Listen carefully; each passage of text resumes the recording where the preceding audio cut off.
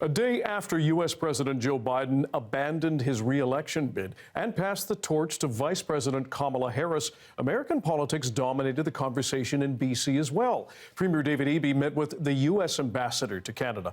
Katie DeRosa is the CBC's provincial affairs reporter and joins us more on their conversation. Katie? Well, Dan, Premier David Eby sat down with Ambassador David Cohen during the Pacific Northwest Economic Region Summit in Whistler this week. In a phone interview after their meeting, Eby told me that he raised BC's objections to America's plan to hike tariffs on Canadian softwood lumber. He says those higher tariffs will make wood more expensive for Americans and lead to fewer jobs here in BC for forestry workers. Now, Eby noted he didn't secure any promises from Cohen on that front, so he will continue to bring that up in future talks. The two also talked about the fact that come November, President Joe Biden will hand over the presidency to either Donald Trump or the likely Democratic contender, Vice President Kamala Harris. Cohen has been a friend and close advisor to Biden for decades. Eby says that no matter who is in charge in the White House next year, the key is that BC maintains a good relationship with its southern neighbor because of the strong economic ties that bind this province with the Pacific Northwest.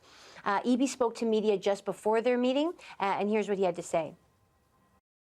I think a lot of British Columbians are suffering whiplash from what's happening in terms of federal politics in the United States, and to make policy based on the daily updates from the U.S. Would be a bit of a fool's errand. So the overall strategy and approach for British Columbia is to build our relationships across the border, emphasizing something that we take for granted, which is that we benefit significantly economically from our relationship with the United States. And Katie, we understand that Premier David Eby and Ambassador Cohen also talked about a big, fast transportation project, if we can call it that, between Vancouver and Seattle. How likely is that? Well, right now, the potential for a high-speed train between Vancouver and Seattle is moving at a snail's pace. Neither the U.S. nor the Canadian government is willing to put forward the billions of dollars that such a project would cost. There was some hope that the Biden administration would dedicate a significant amount of money to beginning construction, potentially even, on the cross-border train. This would create a huge potential number of jobs, economic development, all up and down the western U.S. and west coast of Canada.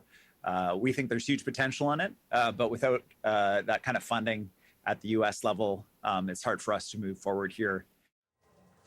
Still, Eby says that, Cohen